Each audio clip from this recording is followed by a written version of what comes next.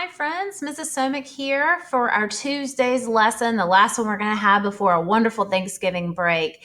And I've got a fiction passage, a fiction book actually, that I'm going to be sharing with you guys today. And it's one of my favorites. It is called "'Twas the Night Before Thanksgiving." And maybe you have read this book before or had it read to you before. It's a great one. And the reason I'm pulling it for us today is because there's wonderful vocabulary throughout that entire book, and we're going to practice using some context clues to help us determine the meaning of these unfamiliar words here. So, before we get started, let's just kind of review over how we use context clues. Okay. Sometimes in a sentence, they may actually give you the definition of the word.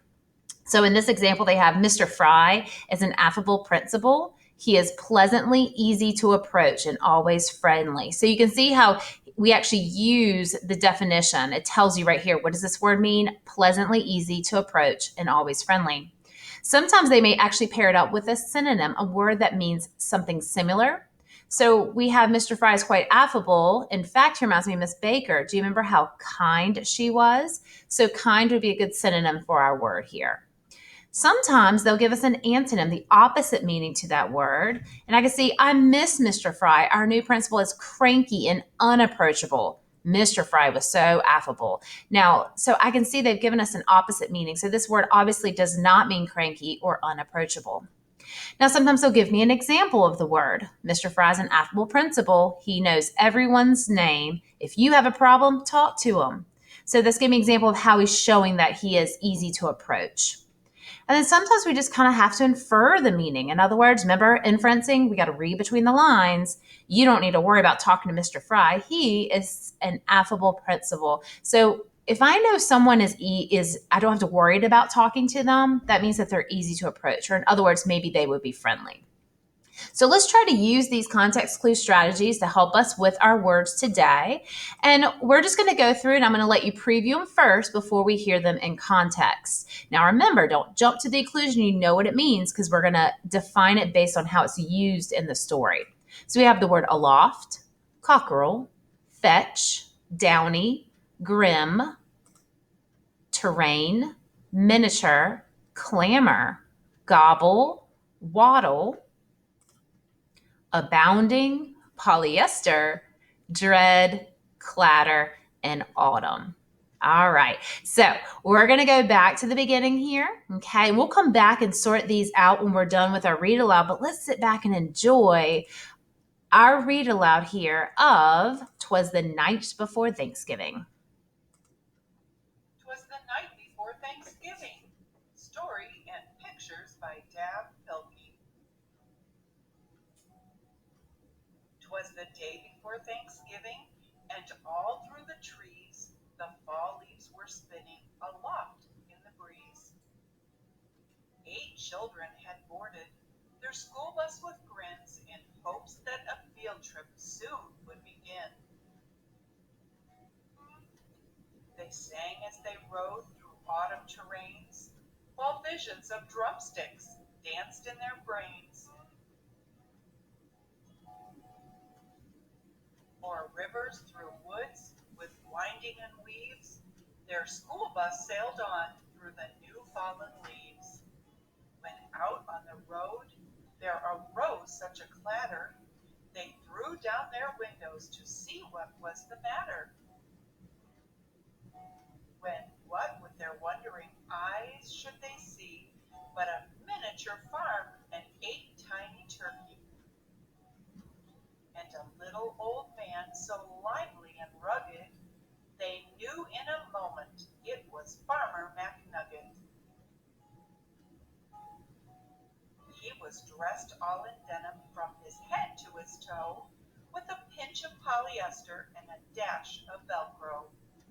And then in a twinkling they heard in the straw the prancing and pawing of each little claw. More rapid than chickens, his cockerels they came. He whistled and shouted and called them by name.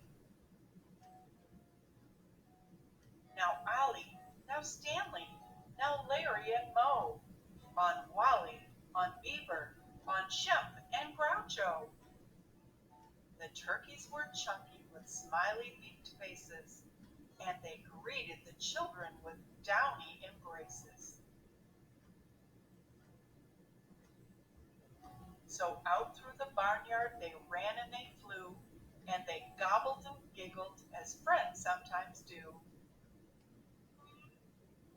Then somebody spotted an axe by the door, and she asked Farmer Nugget what it was for. With a blink of his eye and a twist of his head, the old farmer told a grim tale of dread. "Tonight," said McNugget, "these feathery beasts will be chopped up and roasted for Thanksgiving feasts." The children stood still as tears filled their eyes. Then they clamored aloud in a chorus of cries. "Oh dear," cried McNugget, "now what shall I do?" So he dashed to the well, and the teacher went too. And they fetched some water fresh from the ground, in hopes that a swig might calm everyone down. And when they returned to quiet the matter, the children were calmer and mysteriously fatter. The boys and girls drank up their drinks in the hay, then thanked old McNugget and waddled away. They limped the school bus all huffing and puffing. It's not easy to walk with hot turkey stuffing. And then as the school bus drove off in the night, McNugget looked round, not a turkey in sight. 'Twas the night before Thanksgiving, and the stars up above shone down on a school bus abounding in love. The very next evening, 8 families were blessed with 8 fluffy Thanksgiving turkeys as guests. They feasted on veggies with jelly and toast, and everyone was thankful the turkeys were most. So each one gave thanks for love and for living, and they all had a wonderful, happy Thanksgiving. All right, friends. I hope you enjoyed that one. Always one of my favorite Thanksgiving fictional stories here to read. So, what I'm going to do is I'm going to kind of pull this vocabulary back up and I'm going to read in context how it was used in the story. So, let's start off with the word aloft. Aloft. It said, "'Twas the day before Thanksgiving, and all through the trees the fall leaves were spinning aloft in the breeze." So if the leaves are aloft in the breeze, they're kind of up in the breeze, aren't they? So what would aloft be? High up in the air because it's up in that breeze, isn't it? Okay, good job. Now remember, I hope you're paying close attention because I'm going to give you like a little vocabulary quiz at the end of this. Okay. All right. So the next word is the word cockerel. Well, I wonder what that could mean. So let's go find it in context here and listen carefully. "More rapid than chickens, his cockerels they came. He whistled and shouted and called them by name." His cockerels they came. So if he's referring to the chickens, what is he talking about? What would be the cockerel then? It's the male bird, okay? So the male chicken is going to be referred to as our cockerel. All right, let's keep going. We have the word fetch. Now remember, the kids got really upset at one point in the story, and Farmer McNugget and the teacher ran to fetch some water. So they fetched some water fresh from the ground. So if they're going to fetch the water, they're going to what? They're going to go after and bring it back to the kids, right? So they're going to go get the water. Okay. Now, remember in that part of the story, it talked about how all the chickens, they came flying over to the kids, and the kids were so excited to hug on the chickens, right? Or excuse me, I keep calling them chickens. I'm talking about turkeys here. I'm sorry, friends. All right. So they're really excited to hug on their turkeys, right? And it says they greeted the chicken with downy embraces. So I know a turkey has feathers, okay? And they're very soft, right? So if the embrace, the hug they're doing is a downy embrace, then what would be the meaning of the word downy? Oh, soft and feathery, just like the way that the turkeys would feel. Okay. All right. Now they were so excited and hugging onto their different turkeys, not chickens, silly Miss Somick, as I said earlier. Okay. It talked that one of the little girls found an axe by the door and she said, Farmer McNugget, what is this for? Okay. And he said, with a blink of his eye and a twist of his head, the old farmer told a grim tale of dread. So I'm pairing up the word grim with the word dread. So if it's a grim tale, it is what? It's gloomy. It's unpleasant, right? Oh, goodness. All right, let's keep going for our next set of 5 here.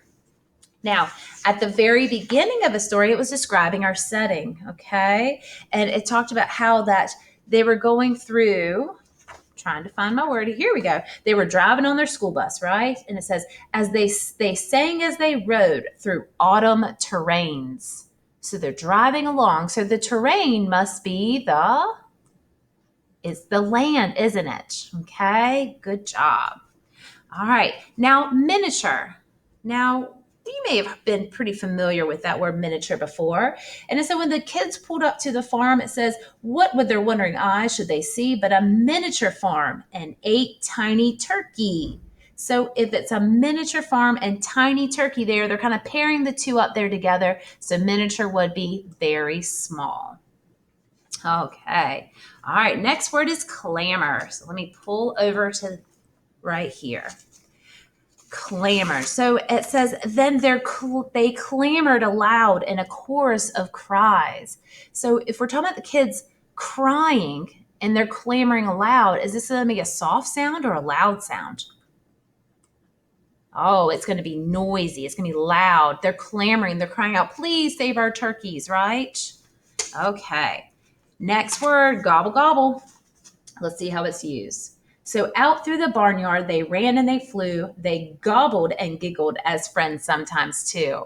So the kids may be giggling, but the turkeys would be gobbling. And so that's that throaty cry that our male turkeys make, right?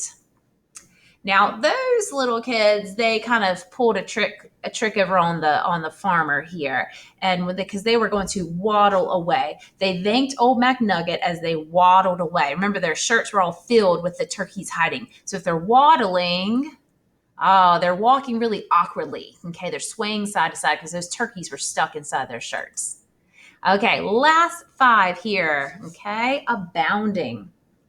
Now, at the end of the story, it says, 'twas the night before Thanksgiving, and the stars up above shone down on the school bus, abounding with love. So that school bus was abounding with the love. Therefore, it had a large amount of it because they were so excited to save those turkeys.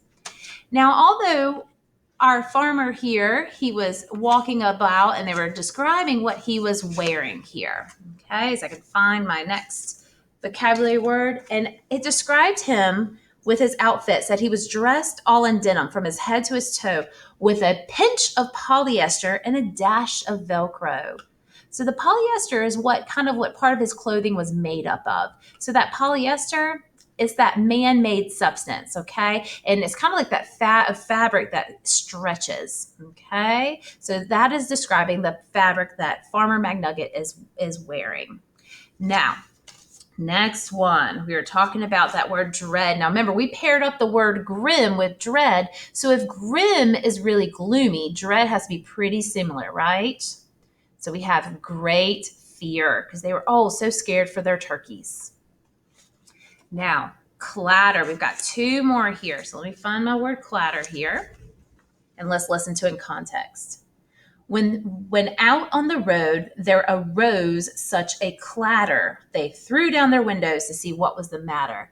So the clatter was talking about the sound. Again, if it got their attention, is that going to be a loud sound or a soft sound? It will be loud, a loud rattling sound. Now, for the last one, autumn. Again, autumn was paired up with the word terrain. Now, it wasn't just any kind of terrain. You have to think about what that season here, okay, is Thanksgiving. They have the leaves falling down. It's just before this next season what we're in right now, okay? So the autumn terrain is going to be described as that season as fall. So it's a synonym for fall. All right. So we have here now, we've gone through all of our vocabulary words. And what I need for you to do, friends, is to go into your Google Classroom and I want to test you out. If you need to go back to our video and watch it one more time, that is fine. But we have 15 total words. I want to see how well you do with those words on your quiz today. Hope you enjoyed the story. Have a happy Thanksgiving.